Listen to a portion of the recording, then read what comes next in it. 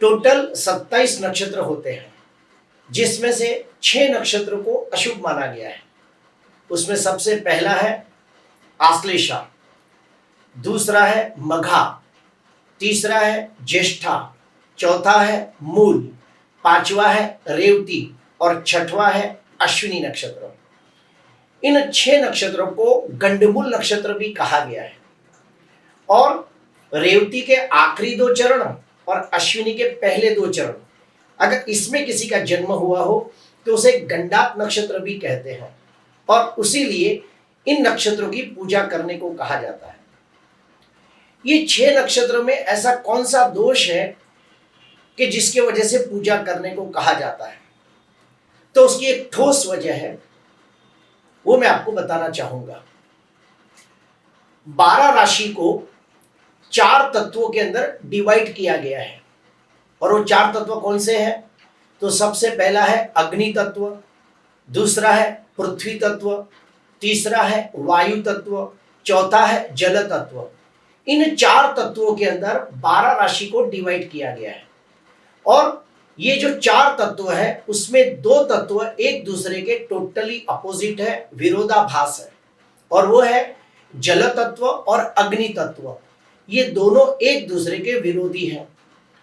जब भी जल तत्व और अग्नि तत्व एक दूसरे के करीब होते हैं, वहां पे एक विस्फोट की स्थिति पैदा होती है और उस विस्फोट की झपेट में जो भी करीबी 2 नक्षत्र आ जाते हैं वो नक्षत्र बलहीन हो जाते हैं, कमजोर हो जाते हैं, निर्बल हो जाते हैं, इसीलिए उसकी पूजा करने को कहा जाता है। आइए मैं आपको बोर्ड पे बताना चाहूंगा। ये जल तत्व और ये अग्नि तत्व।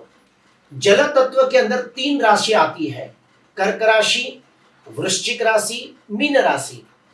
और अग्नि तत्व के अंदर भी 3 राशि आती है, सिंह राशि, धनु राशि और मेष राशि। मीन राशि जल तत्व राशि है और मेष राशि अग्नि तत्व राशि है। जब भी ये 2 राशियां एक दूसरे के करीब होती है तो यहाँ पे एक विस्फोट की स्थिति पैदा होती है और उस विस्फोट की झपेट में जो भी करीबी 2 नक्षत्र होते हैं वो प्रभावित होते हैं। जैसे कि मीन राशि का आखिरी नक्षत्र है रेवती और मेष राशि का पहला नक्षत्र है अश्विनी, तो ये दोनों नक्षत्र प्रभावित होते हैं। उसमें भी ये कहा जाता है कि रेवती नक्षत्र के आखिरी 2 चरण और अश्विनी के पहले 2 चरण ये नक्षत्र बहुत ज्यादा प्रभावित होते हैं, तो इसे गंडात नक्षत्र भी कहा गया है। इसीलिए इन नक्षत्रों की पूजा करने को कहा जाता है। वही सेम स्थिति है आश्लेषा और मघा में, वही सेम स्थिति है ज्येष्ठा और मूल में। लेकिन आज हम चर्चा करेंगे सिर्फ और सिर्फ अश्विनी नक्षत्र के बारे में। मैं आपको बताना चाहूंगा कि अश्विनी नक्षत्र के भगवान है अश्विन कुमार। अश्विनी नक्षत्र के दशानाथ है केतु। अश्विनी नक्षत्र के राशि स्वामी है मंगल। तो अश्विनी नक्षत्र को जब भी कोई भी व्यक्ति जब अश्विनी नक्षत्र में पैदा होता है तो उसकी शांति पूजा करने को क्यों कहा जाता है, उसके पीछे 4 ठोस वजह है। उसमें पहली वजह मैं आपको बताना चाहूंगा कि जो भी बच्चा अश्विनी नक्षत्र में पैदा होता है वो जन्म से लेके 8 वर्ष तक शारीरिक दृष्टि से थोड़ा दुर्बल रहता है। एक सामान्य बच्चे से ज्यादा वो बार बार बीमार पड़ता है। सर्दी, खांसी, कफ, बुखार, ये सब तकलीफों से बार बार होती है क्योंकि उसका इम्यूनिटी पावर कमजोर होता है। इसीलिए अश्विनी नक्षत्र की शांति पूजा करने को कहा जाता है। उसकी दूसरी ठोस वजह है कि जो भी बच्चा अश्विनी नक्षत्र में पैदा होता है वो एक सामान्य बच्चे से ज्यादा जिद्दी, हठी, गुस्से वाला, चिड़चिड़ा, इगोस्टिक होता है। इसीलिए अश्विनी नक्षत्र की शांति पूजा करने को कहा जाता है।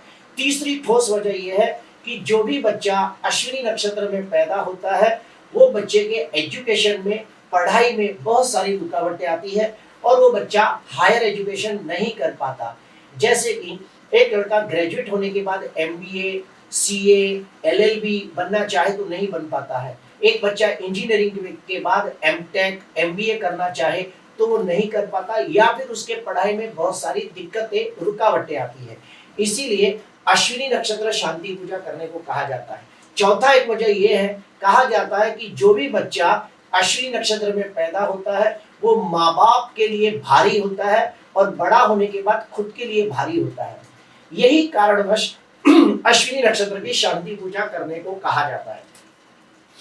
अश्विनी नक्षत्र की शांति पूजा करने के बारे में थोड़ी बातों का आपको नॉलेज दूंगा जो आपका जानना जरूरी है। जो भी बच्चा अश्विनी नक्षत्र में पैदा होता है, कहा जाता है कि उसके जन्म से 12वें दिन अश्विनी नक्षत्र शांति पूजा करनी चाहिए, लेकिन ये पॉसिबल नहीं हो पाता। इसलिए दूसरा एक तोड़ है कि हर महीने के अंदर एक बार रेवती नक्षत्र अवश्य आता है, उस दिन ये पूजा करनी चाहिए।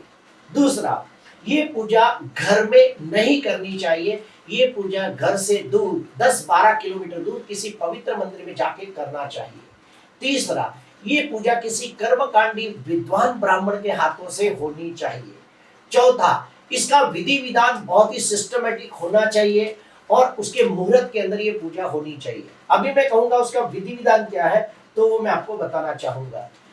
जो भी व्यक्ति अश्विनी नक्षत्र पूजा करना चाहता हो, उसे किसी कर्मकांडी विद्वान ब्राह्मण के हाथों से 10-12 किलोमीटर दूर किसी मंदिर में जाना चाहिए और वहां पे पहली विधि होती है गौ मुख प्रसर्व विधि, अर्थात बच्चे को एक सूप के अंदर रखा जाता है और वो सूप गाय के मुख के करीब लेके जाया जाता है और उस समय ब्राह्मण वैदिक मंत्रों का उच्चारण करता है और उस समय हमें भावना करनी होती कि ये बच्चा गाय के मुख से पैदा हो रहा है।